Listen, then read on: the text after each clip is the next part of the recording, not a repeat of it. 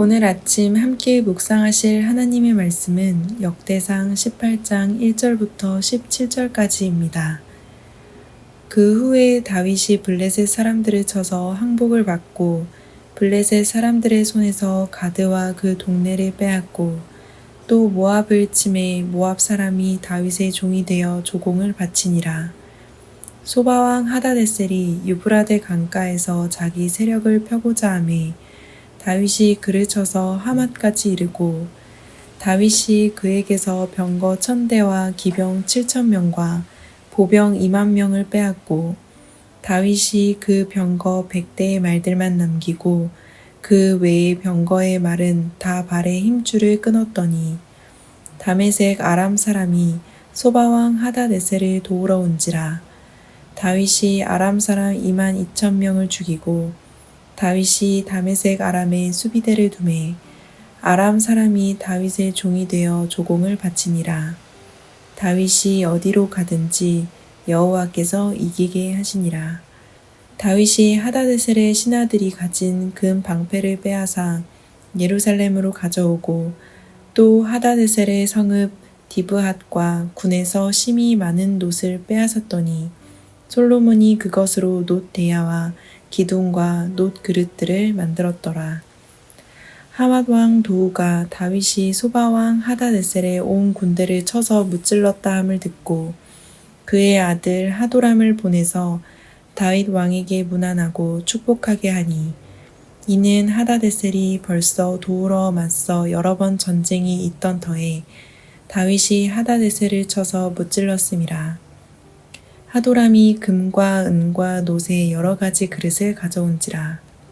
다윗 왕이 그것도 여호와께 드리되 에돔과 모압과 암몬 자손과 블레셋 사람들과 아말렉 등 모든 이방 민족에게서 빼앗아온 은금과 함께하여 드리니라. 스루야의 아들 아비새가 소금 골짜기에서 에돔 사람 18,000명을 쳐 죽인지라. 다윗이 에돔의 수비대를 두매 에돔 사람이 다 다윗의 종이 되니라. 다윗이 어디로 가든지 여호와께서 이기게 하셨더라. 다윗이 온 이스라엘을 다스려 모든 백성에게 정의와 공의를 행할세. 스루야의 아들 요압은 군 대사령관이 되고 아힐룻의 아들 여호사밧은 행정장관이 되고 아히두베의 아들 사독과 아비아달의 아들 아비멜렉은 제사장이 되고 사호사는 서기관이 되고 여호야다의 아들 브나야는 그렛 사람과 블렛 사람을 다스리고 다윗의 아들들은 왕을 모시는 사람들의 우두머리가 되니라. 아멘.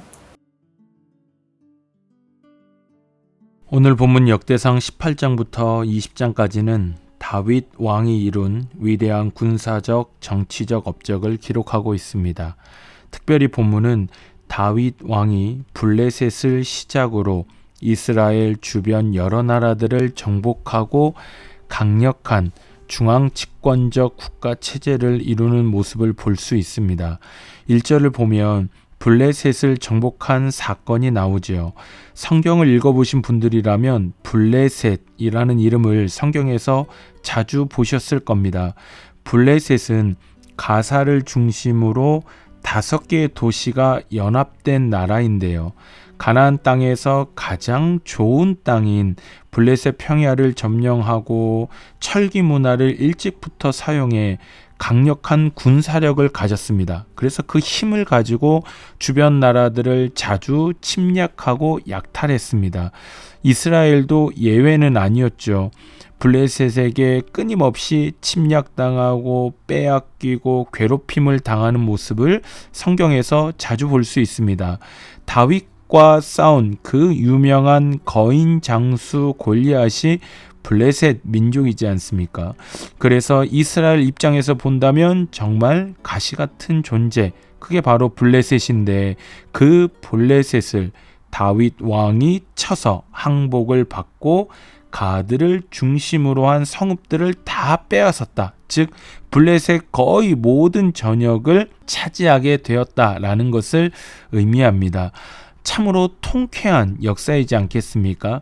이러한 정복 역사는 2절부터 해서 쭉 계속 소개가 되고 있는데 2절에는 모압이 나옵니다. 모압은 잘 알다시피 이스라엘의 형제 나라죠. 그런데 이스라엘을 참 많이 괴롭히고 약탈하고 침략하고 그리합니다. 그래서 뭐 그런 게 있지 않습니까? 내 식구가 마음 아프게 하면 더 아프다고. 참 이스라엘 입장에서 본다면 모압이 참 미운 나라인데 이러한 모압을 다윗 왕이 쳐서 종이 되게 하고 조공을 바치게 합니다. 3절과 4절을 보면 소바라는 나라를 정복한 내용이 나오는데 다윗이 소바의 병거 1000대와 기병 7000명과 보병 2만 명을 빼앗고 병거 100대 외의 모든 말은 그 발의 힘줄을 끊었다고 말하지요. 한 나라의 군사력을 초토화시킨 겁니다. 5절에서 6절을 보면 이 소바왕 하닷에셀을 도우러 아람 군대가 왔는데 오히려 22,000명이 죽고 아람 역시 다윗의 종이 되었다라고 말씀합니다.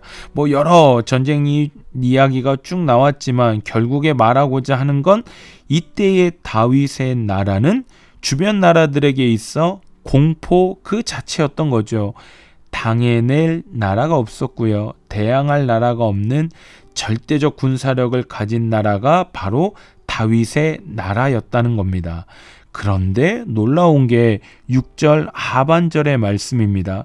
6절 하반절이 말하기를 다윗이 이렇게 강력한 나라를 세워서 이 절대적인 군사력을 가진 나라가 된 것은 다윗의 지도력이나 뭐 다윗과 함께했던 용사들 때문이 아니라고 말씀하지요. 본문 6절 하반절입니다. 본문이 뭐라 말씀하시지요? 다윗이 어디로 가든지 여호와께서 이기게 하시니라. 이게 결론입니다.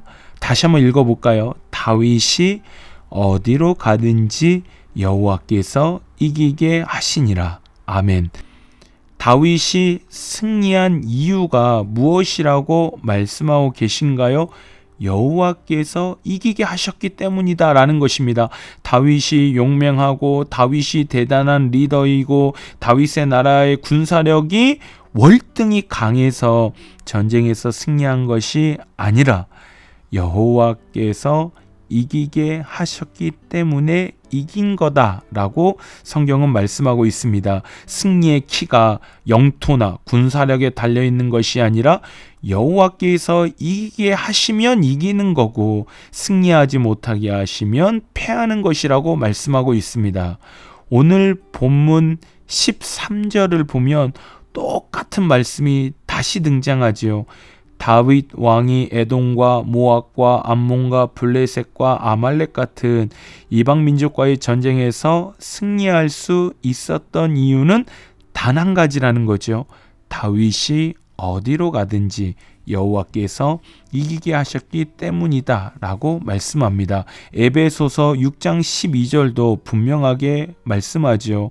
우리의 씨름은 혈과 육을 상대하는 것이 아니라 통치자들과 권세들과 이 어둠의 세상 주관자들과 하늘에 있는 악의 영들을 상대함이라. 우리의 모든 싸움의 승패는 여호와께 달려있는 것이고 영적인 싸움이다라는 것입니다. 여호와만 붙잡고 있느냐 아니면 여호와 외에 다른 것을 붙잡고 있느냐에 따라서 승패는 결정된다라는 것이죠. 그래서 우리는 누구에게 도움을 구하며 살아가야 할까요? 여호와 하나님이십니다. 여호와 하나님만이 승리케 하실 수 있으니 우리는 오직 여호와만 바라보며 여호와께만 도움을 구하며 여호와의 방법대로 싸워야 한다라는 것입니다. 그래서 저는 우리 신앙생활의 핵심은 여호와만 바라보며 여호와께만 도움을 구하며 삶을 살아가느냐 아니면 여호와 외에 다른 힘이나 권세나 능력을 붙잡고 살아가느냐의 싸움이라고 생각합니다. 이스라엘의 역사를 보면 이스라엘이 스스로 나라의 운명을 결정할 수 없었던 때가 있었습니다. 그때가 주전 8세기 중엽인데요. 이때 아수르가 메소포타미아 지역을 정복하고 대제국으로 등장합니다. 그러다 보니 이제 이스라엘은 자신의 나라를 지키기 위해서 선택을 해야 하는 때가 온 거죠. 아수르를 의지해서 아수르의 조공을 바치며 나라의 운명을 유지할 거냐, 아니면 애굽이나 주변의 다른 나라들과 연합해서 싸울 거냐 라는 기로에 서게 된 것입니다. 그때 선지자들은 하나같이 뭐라고 말씀하시나요? 다른 나라 의지하지 말라고 말씀합니다. 다른 나라 의지하지 마라. 지금 이스라엘을 지키는 것은 다른 나라를 붙잡고 다른 나라의 도움을 얻고 군사력을 도움받아서 유지할 수 있는 것이 아니라 오직 여호와만 바라보고 여호와께 은혜를 구해야, 그래야 이 나라가 산다라고 끊임없이 외칩니다. 그런데 왕들의 선택은 무엇이었나요? 그 선지자들의 외침을 듣지 않는 겁니다. 생각해 보면 왜 안 듣지 싶죠. 그냥 여호와만 붙잡으면 살 건데 왜 그걸 몰라 싶은데, 아마 왕들도 그렇고 그때의 이스라엘 백성들도 힘들었을 겁니다. 선지자들이 외치는 게 뭔지 알지요. 아는데 눈에 보이는 건 대군인 겁니다. 눈에 보이는 건 수많은 창과 칼인 거죠. 군사력이 강해야 살아남을 것 같고, 더 많은 창과 칼을 확보해서 더 강력한 군사력을 이루어야 전쟁에서 승리할 것 같은데 여호와만 의지하라고 하니 그게 쉽게 되지 않는 겁니다. 우리도 이런 걸 경험하며 살아가고 계시지 않습니까? 자녀를 위해서 신앙이 중요하다는 것 다 알고 있습니다. 근데 막상 주일에 우리 자녀만 학원을 안 보내면 뒤처질 것 같지요. 우리 아이만 성경 읽고 기도하고 교회 모임 오면 시간을 빼앗겨서 남들에게 뒤처질 것 같은 거지요. 하나님을 믿으면 승리한다는 건 알지만 현실이 아닌 겁니다. 현실을 살다 보면 사회적 지위가, 권력이 하나님보다 더 강해 보이는 그런 현실을 살아갈 수밖에 없다는 거지요. 하나님은 그렇게 흔들리고 마음 정하지 못하던 이스라엘 백성들을 향하여 말씀합니다. 너희 눈에 대단히 보이는 저 제국 아수르나 바벨론이나 페르시아나 헬라나 로마는 다 뭐라고 말씀하지요? 하나님의 막대기와 몽둥이라고 말합니다. 고대 근동의 패권을 잡고 절대 권세를 자랑하고 있는 것 같이 보이지만 하나님 앞에 서면 그저 하나님의 목적을 이루기 위한 한낱 도구에 불과하다라는 것입니다. 우리 성도님들 꼭 기억하시면 좋겠습니다. 우리 하나님만이 진정한 온 우주 만물의 왕이 되시며 역사의 주관자가 되십니다.